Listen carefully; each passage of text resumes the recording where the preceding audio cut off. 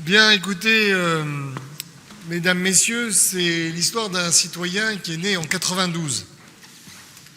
Pas en 1792, en 1992. C'est un petit garçon, il a 12-13 ans, et il y a un référendum, une question qui est posée, et pour la première fois, ses parents, qui ont toujours voté ensemble, Giscard d'Estaing, Chirac, se disputent dans la voiture. Son père veut voter oui, sa mère veut voter non. Sa mère est douanière, et pourtant, elle défend donc les frontières. Son père est plutôt issu d'un milieu de pharmacien, de profession libérale. Et cela provoque une question politique. Pour la première fois, il y a un choix à l'intérieur de la maison. Jusqu'ici, la politique, c'était une affaire de religion. On votait comme ses parents. Et donc, pour la première fois, ce garçon se demande, mais que devrait-il voter ? Ce petit garçon, vous l'aurez compris, c'était moi. Et c'est comme ça que je me suis fait ma première opinion politique en me demandant et en écoutant les débats passionnés dans la voiture s'il fallait voter oui ou s'il fallait voter non. Et vous l'aurez compris, à la fin du débat, en 92, eh bien j'avais envie de voter non. Je vous dis cette anecdote parce qu'on ne peut pas comprendre les parcours politiques des gens sans comprendre comment ils se sont faits, comment ils se sont éveillés à la question politique.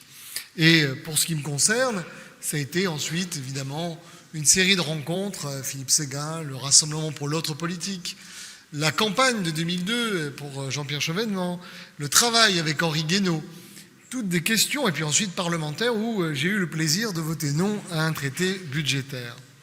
Je crois que nous sommes tous des enfants de Maastricht et de Lisbonne, et en même temps que nous sommes tous des orphelins de Séguin, de Pasqua, ou même de Jean-Pierre Chevènement, s'il est parmi nous, mais nous sommes tous, en tout cas, orphelins de cette génération qui a mené ces batailles. Et d'ailleurs, il y avait, je dirais, dans les récits, vous disiez que c'était de la joie, les batailles tant de 92 que de 2005, il y a une forme de nostalgie à l'idée de ne pas avoir participé. Et vous aurez noté que dans cette salle, il y a les gens qui ont participé, et puis il y a beaucoup de jeunes qui n'ont sans doute jamais participé, mais qui sont là aujourd'hui. Et c'est donc bien qu'ils sont à la recherche d'une bataille à mener. Et vous me voyez arriver lentement. La petite histoire, c'est qu'il y a 10 ans, j'ai organisé un débat sur les 10 ans du référendum de 2005, et je l'avais oublié. Et un jour, Frédéric Dabi me dit « Oh, ce serait fantastique d'organiser, comme il y a 10 ans, un débat sur les 10 ans, les 20 ans. » Et je lui dis, ah bon, j'ai organisé un débat. Oui, rappelle-toi, effectivement, comme il l'a mentionné, je m'étais fait envahir par la barbe, car je n'avais que des hommes, je dirais, sur l'estrade. Donc cette année, j'ai assuré le coup. Vous aurez noté qu'il y avait des femmes. J'en ai même mis une sur l'affiche. Comme ça, je me suis dit, ces mots comptent double. La deuxième idée, c'est évidemment le travail de dépasser les clivages.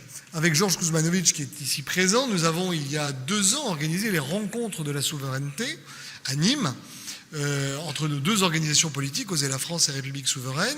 Un grand succès, 300 personnes, beaucoup de débats, et en même temps des déceptions, de voir des gens qui étaient proches politiquement, ou même dans le monde académique, et qui disaient « Ah non, mais c'est politique, je ne viens pas ». Et donc une interrogation de se dire « Mais comment on peut mener une bataille s'il y a des gens qui partagent nos valeurs, mais qui ont peur de rentrer dans la salle ?» Et donc l'idée de créer quelque chose de nouveau qui serait effectivement un institut et un petit travail de parangonnage, aurait dit Philippe Séguin, ou de benchmarking, comme disent les gens qui savent penser, montre qu'en réalité la France a pléthore d'instituts qui pensent bien. Je ne les citerai pas, mais ils ont des noms d'auteurs libéraux. Ils ont généralement des gros moyens, c'est 10 à 15 millions d'euros par an, et ils disent tous la même chose. Il y a trop d'États, il y a trop de charges, il n'y a pas assez d'Europe, et ce serait mieux si on nous écoutait. Alors, pourquoi pas ne pas créer quelque chose qui peut-être ne dirait pas l'inverse, mais qui dirait les choses différemment, et qui mènerait une bataille culturelle et intellectuelle visant à faire reculer les choses. J'en profite d'ailleurs pour vous dire que pour ceux qui n'ont pas eu assez de débats aujourd'hui, le camarade, plutôt le compagnon Kuzmanovic, car nous ne venons pas de la même culture politique, le compagnon Kuzmanovic organise le 29 mai à Paris avec des gens comme Stéphane Rosès, Emmanuel Todt, Marcel Gauchet ou Henri Guénaud, qui avait besoin de plus parler, donc il aura droit à une chance au grattage, une chance au tirage, eh bien, organise, je dirais donc, le 29 mai, un débat sur exactement les 20 ans de ce référendum. Et j'en profite pour dire également, avant que j'oublie, que Paul Melun, qui était présent sur cette table, fera des dédicaces à la fin. Il vaut mieux le dire dès l'introduction, parce qu'après, je serai pris dans l'élan de ma réflexion. Donc vous avez vu, cet Institut Valmy, il réunit un conseil scientifique dont plusieurs membres sont présents aujourd'hui, et je voulais quand même les saluer.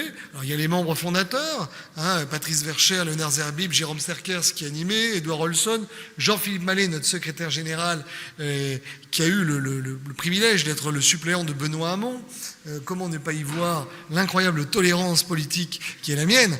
Et puis, il y a les membres de la section internationale. Certains se sont exprimés. Dans la section internationale, Rodrigo Ballester, qui dirige une institution à Budapest de réflexion politique. L'ambassadeur François Gouillette, qui était parmi nous. Florence Kuhns, ancienne députée française au Parlement européen. Roland Lombardi, qui est géopolitologue et qui dirige Le Diplomate, qui est un site en ligne de réflexion sur la politique internationale. Et puis j'espère que nous serons rejoints par d'autres. J'ai vu Max Erwan Gastino, je ne désespère pas de le faire venir dans nos rangs. La section sciences humaines et sociales avec Éric Anceau, que beaucoup d'entre vous connaissent, Hervé Coulot, qui est ancien directeur régional des affaires culturelles, Céline Pina, que vous connaissez tous, et puis évidemment Stéphane Rosès. La section sciences politiques avec Georges Kuzmanovic, que j'ai déjà cité, Henri Guénaud, Jean-Philippe Mallet et Claude Nicolet, qui est président de la Nation citoyenne, qui est proche de Jean-Pierre Chevènement. La section juridique, qui a été très vocale aujourd'hui, avec Olivier Gohin, qui était présent ici, Anne-Marie Le Pourrier, ça promet des débats, et Jean-Éric Schottel, que vous connaissez évidemment tous. Une section économique, c'est important, quand on veut parler, je dirais, des sujets qui intéressent les Français. Patrick Mollis, qui est un chef d'entreprise. Il a notamment, à un moment donné, possédé le Ponant, pour ceux qui connaissent les bateaux de croisière. Si vous avez, je dirais, circulé sur le Ponant, c'est que, a priori, sur les impôts, vous aurez également des choses à dire. Jean-Michel Nolot, qui est banquier, qui a été au sein de l'AMF. Yves Schwab, qui est le référent idée d'Oser la France et qui est ingénieur commercial. Stéphane Simon, qui a participé à l'aventure, je dirais, avec de Front Populaire. François Souty, qui est ancien haut fonctionnaire européen, spécialiste des questions de la concurrence, qui est là aussi. Et Laurent Rochu, qui est fondateur et directeur de la Factory et vice-président du HOF Avignonnais. Il fallait bien quand même qu'il y ait quelques Vauclusiens dans cette noble enceinte. Et puis la section scientifique, Thomas Fauré, président de Waller, qui est ingénieur, chef d'entreprise. Waller, c'est le Facebook souverain français. Et puis Patrick Paja, qui est présent ici, docteur vétérinaire qui dirige et préside un institut de recherche en sémiochimie, c'est-à-dire qu'il étudie les comportements animaux et la manière dont on peut influencer sur le comportement de l'animal. Et puis, il y a des gens qui nous ont fait l'honneur de leur présence. Je pense à Dominique Jamais, je suis très heureux qu'il soit là. Ça montre aussi, je dirais, qu'on a réussi quelque chose. Dominique Jamais, qui a fait plutôt ses gammes avec Nicolas Dupont-Aignan, Malika Sorel, que j'ai vu ici, qui nous a fait la surprise de venir, député européen actuel, qui a eu d'autres engagements, Jean-Yves Autixier, qui était avec Jean-Pierre Chevènement, n'est-ce pas là, déjà, la preuve d'une forme de réussite, le fait d'arriver à réunir, 140 personnes aujourd'hui étaient inscrites, des gens qui pensent peut-être différemment, mais qui se rencontrent sur l'essentiel. On se serait cru à Valmy. Il y avait même le bruit du canon qui était imité par les portes qui s'ouvraient et se fermaient. Et puis, évidemment, l'Institut Valmy, alors je me suis aperçu après avoir choisi ce nom que Philippe Séguin avait créé un cercle Valmy. Évidemment, Valmy, pourquoi ? Parce que c'est l'alliance de la République et de la Nation. Vous savez que la gauche, je dirais, aime bien la République. D'ailleurs, Georges Kuzmanovic a appelé son mouvement République souveraine. Nous, c'était plutôt Oser la France. Mais en réalité, on parle de la même chose. C'est ce couplage entre la nation et la République. Et la question qu'il faut se poser aujourd'hui, en 2025, c'est se battre, mais contre qui et sur quelles frontières ? Et c'est une question qui a été posée aujourd'hui. Est-ce qu'on se bat contre l'Europe ? Est-ce qu'on se bat contre l'oligarchie ? Est-ce qu'on se bat contre Emmanuel Macron ? Est-ce qu'on se bat contre les médias ? Il y a eu des adversaires qui ont été présentés par les uns et les autres. Sur quelles frontières ? Est-ce que c'est sur la Constitution ? Est-ce que c'est sur l'article 11 de la Constitution ? Est-ce que c'est sur le pluralisme ? Est-ce que c'est à Bruxelles, etc., etc. Moi, je retiens de cette journée des enseignements. Une première table ronde sur la crise de confiance, qui est une crise de distance, avec un pouvoir politique, une prise de décision qui est partie de plus en plus loin du citoyen. Et puis la deuxième, une crise de représentativité et un découplage entre la confiance et la représentativité. Pour la confiance, des conséquences électorales, assez curieuses d'ailleurs. L'Europe n'a pas perdu au change dans cette affaire, puisqu'on a vu qu'entre 2005 et 2015, et puis ensuite 2015 et 2025, son image s'était améliorée avec 60% de Français, c'est Frédéric Dabi qui le mentionnait, qui en avaient plutôt une bonne image. Donc, c'est pas entièrement mauvais, cette séquence du référendum, 20 ans après, pour les dirigeants européens qui poussent parfois à la fédéralisation. On pourrait penser que Mme von der Leyen suffirait à réduire le crédit de l'institution européenne, mais visiblement, elle n'en fait pas assez. Et donc, je frémis d'avance. Je crois aussi que c'est dû au contraste avec l'inefficacité nationale. C'est-à-dire qu'évidemment, plus les gens ont l'impression qu'au niveau national, rien ne fonctionne, plus ils disent finalement, peut-être qu'en Europe, ça pourrait fonctionner. Et puis, le Rassemblement national, dont on a compris qu'il avait capté l'héritage eurocritique de cette période. C'est-à-dire que les généraux républicains, Jean-Pierre Chevènement, Philippe Séguin, Charles Pasqua, ayant été marginalisés, puis ensuite, par le renouvellement des générations, étant partis de la politique, eh bien, ceux qui n'avaient pas mené la bataille se sont emparés, en réalité, des tribus de l'armée. Ce qui fait qu'aujourd'hui, voter RN, c'est peut-être, pour une partie du pays, voter en disant, voilà, un parti qui va véritablement défendre l'intérêt national, versus des partis de gouvernement qui ont effectivement des crues. Et du coup, ça pose un problème, ça a été dit, ça empêche le fait majoritaire, puisqu'il y a un blocage qui se fait.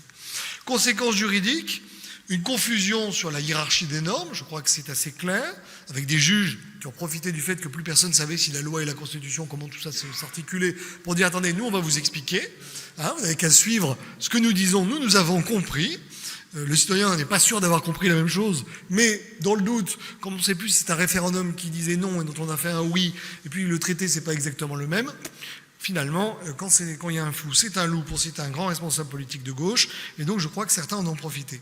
Et puis, rappeler qu'en réalité, et c'est Henri Guénaud qui l'a dit, le point zéro, en fait, du problème ne se situe pas en 2005, mais bien en 92, et que malheureusement, il n'est pas possible de revenir en arrière sur cette question des traités, c'est-à-dire que non seulement nous sommes dans une situation floue, mais en plus, on ne peut pas dire on fait le chemin en arrière pour revenir d'où nous sommes partis et pour prendre un autre itinéraire. Ce chemin-là n'est pas possible. Et donc, ça veut dire par quel chemin je passe pour revenir à mon objectif final, qui est bel et bien, à un moment donné, de restaurer la souveraineté. Les conséquences politiques, la France, c'est un État centralisé, et donc, quand on dit que la France est une province, ça ne peut plus être la France. Donc, problème d'identité, je dirais constitutionnel et instinctif de notre pays. Et un fédéralisme qui a été mis en échec, mais donc qui a contourné par ce flou juridictionnel, contourné par les juges, contourné par la norme, un adversaire qu'il est beaucoup plus difficile de combattre. C'est plus facile de combattre un clergé bien identifié, il suffit d'expulser des congrégations. Quand vous avez, un fédéralisme de garage qui est underground, c'est quand même plus compliqué à gérer. Et avec la question qui a été donnée de l'uniformité, la quête d'uniformité. Je déjeunais récemment avec un ancien ambassadeur russe, M. Orlov, qui me disait « Vous êtes en train de recréer l'URSS ». C'était intéressant, je n'étais pas tout à fait d'accord, mais il y a quand même une part de vrai. Bon. Et donc, je dirais que cette uniformité à la soviétique, eh bien, c'est effectivement une forme de contrôle qui passe, ça a été dit, par la notion d'état de droit. On a bien vu, le message subliminal, c'est on a bien vu que la démocratie, c'est dangereux. Les gens peuvent voter non, donc il faut qu'il y ait des normes qui survolent au-dessus et qui te permettent de rétablir le bon, le bien et le juste, et deviner qui va donner les normes. Et donc, on voit bien que c'est je dirais, l'antinomie de Valmy. Car Valmy, c'est l'alliance de la République et de la France. Et c'est produit depuis 2005 un découplage, c'est-à-dire que au lieu de défendre la République comme modèle politique, certains se sont mis à défendre un autre modèle politique européen, une espèce de république européenne fantasmée, sauf que ça ne marche pas avec la nation qui, elle, persiste à exister. Et donc, certains en viennent à vous expliquer que du coup, pour que le couplage se fasse, il faut que la nation remonte au niveau européen, et donc ça fait une souveraineté européenne, et nous avons un seul peuple, et donc je suppose qu'à la fin, nous parlons allemand, ce qui fera plaisir à mon grand-père. La deuxième table ronde a montré la crise de représentativité. Alors, avec une remarque sur laquelle je m'appuie, c'est-à-dire, on a expliqué que la France, c'était un État centralisé. Quelqu'un m'avait dit un jour, la France est une certaine idée de l'État. Et on comprend bien qu'en réalité, quand on parle de l'hyper-présidentialisation, elle a débuté avec Nicolas Sarkozy, quelqu'un l'a pointé, c'est-à-dire au moment où, justement, on est rentré dans cette période où la démocratie a commencé à cafouiller. Je pose une question, est-ce qu'on n'a pas cherché à compenser par un présidentialisme accru la perte de vitalité, c'est-à-dire que, comme il fallait maintenir l'unité, comme la France est un État centralisé, eh bien l'hyper-présidentialisation répond quelque part à une certaine demande populaire de gens qui disent « je veux de l'efficacité, je veux une réponse, je veux que ça fonctionne ». Et donc le président prend un peu tous les pouvoirs pour dire « vous allez voir, malgré les crises, on va continuer à avancer, etc. » Il faut dire qu'il ne fallait pas demander au Parlement, de ce point de vue-là, d'aider. Et qui donc va donc au-delà, je dirais, de la question du quinquennat. Et puis comme la Ve République s'additionne à un État fort, eh bien quand l'État commence à devenir liquide, eh bien la Ve République, elle, devient gazeuse. Donc ce serait un peu la thèse, si vous voulez, de l'Élysée comme globule blanc, qui commence un peu à se multiplier plus que nécessaire, parce qu'il y a le virus du fédéralisme et qu'il faut bien à un moment donné s'y attaquer. D'où la question qui n'a pas été évoquée aujourd'hui, faut-il aller vers un présidentialisme rationalisé? Mais vous pourrez revenir avec cette question à la maison. Et puis, une deuxième idée quand même, qui est la dérive oligarchique, avec les conséquences du système économique néolibéral. Ça a été dit par Natacha Polony, l'absence d'alternative avec une caste au pouvoir. Mais ça ressemble comme beaucoup à l'Ancien Régime. On a souvent dit que le président de la Ve République était un monarque. Je ne suis pas certain qu'on ait Louis XIV. Par contre, le côté noblesse d'Ancien Régime, derrière la grille, qui vous explique que vous pouvez tempêter si vous n'avez pas de pain, de toute façon, ça ne changera pas. Et on sait comment ça s'est terminé, et je sais qu'Henri a des idées assez claires. Et d'ailleurs, là-dessus, qu'est-ce qui s'est passé quand il y a eu la crise des Gilets jaunes? Je parlais d'Ancien Régime, on a ressorti des cahiers de doléances, preuve qu'il y a quand même peut-être une partie de parallélisme qui fonctionne dans ce que je viens de dire. Et le drame, c'est que l'Europe n'a pas été un bouclier par rapport à la mondialisation. Elle aurait pu être un bouclier face, je dirais, aux dérives du système économique mondialisé. Et dans ce cas-là, elle aurait prouvé une utilité. Elle ne l'a pas été, elle a plutôt été une caisse d'amplification. De la même manière, le Parlement aurait pu l'être, pas du tout. Le Parlement a été lui aussi une caisse d'amplification. Donc, le problème, c'est que nous devons mener cette bataille au moment où justement la géopolitique mondiale pousse à la fédéralisation européenne, comme ça a été dit par Natacha Polony, et donc où nos adversaires fédéralistes vont dire « ben voilà, nous avons raison ». Et vous connaissez toujours l'explication, on a fait mal depuis 30 ans, ça ne fonctionne toujours pas, mais en fait c'est parce qu'on n'a pas fait l'étape d'après. Alors en conclusion, qu'est-ce que je voulais vous dire ? Je vais vous dire qu'aujourd'hui, peut-être, c'est une idée qui n'a pas été dite, je n'ai pas osé la dire parce qu'il y en avait deux dans la salle, est-ce que le référendum n'a pas été remplacé par le sondage ? Depuis qu'on n'a plus organisé de référendum, la politique adore faire des sondages. C'est une manière beaucoup moins dangereuse de consulter les gens. On n'est pas tenu par le résultat, on ne sait pas qui a posé la question, on ne sait pas qui l'a financé. Je pose ça là. La deuxième chose, c'est que, et à mon avis c'est la conclusion de cette journée, c'est qu'une nation entravée ne peut pas assumer l'exercice de la souveraineté populaire. Et donc que la bataille de Valmy, c'est bien évidemment de libérer la nation. Et la troisième, ça a également été dit, une autre idée, c'est que ce qui fonctionne aujourd'hui, quelqu'un dit tout le système politique est bloqué, sauf la commune. Et ça a été dit, Arnaud Tessier pointait la question de la décentralisation. Voilà pourquoi le premier sujet dont Valmy va essayer d'avoir une position forte, c'est la décentralisation. Parce que ça fait des années qu'on nous dit, vous allez voir, on va décentraliser. En réalité, plus on décentralise, plus la commune est en train de mourir. Donc, je me pose la question, pourquoi le seul système qui fonctionne en France, le système le plus aimé des Français, le système le plus identifié des Français, tout le monde passe son temps à essayer de le démantibuler. Et si Arnaud a des idées là-dessus, nous serons heureux de lui envoyer le pré-rapport qui sera envoyé à la section politique incessamment sous peu. Deuxième question, c'est la question oligarchique. Nous allons nous pencher sur la question économique. Quelle politique économique peut-on mener pour protéger notre modèle social, lutter contre cette dérive oligarchique, sans pour autant devenir socialiste ou antilibéraux, en étant, je dirais, tout à fait respectueux de l'économie marchande, mais est-ce qu'il y a une troisième voie possible? Et puis, le choc juridique, vous l'avez vu aujourd'hui. Faisons un rêve, 2027, il y a un président qui dit « Moi, j'ai bien compris le truc, je veux changer. » Ok, qu'est-ce qu'on fait pour qu'il y ait un choc juridique et qu'on rétablisse les choses? Voilà ce que je voulais vous dire. En vous écoutant et en regardant Valmy, je pensais à cette citation de la Marseillaise, qui, à mon avis, devait être chantée ce jour-là et qui s'adapte parfaitement à ce que nous vivons aujourd'hui. Je ne résiste pas à vous la citer.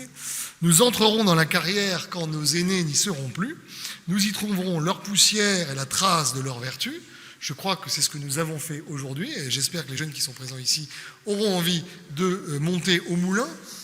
Pas le moulin de Don Quichotte, mais évidemment le moulin de Valmy. Et puis surtout, la fin du couplet, nous aurons le sublime orgueil de les venger ou de les suivre. Voilà le programme.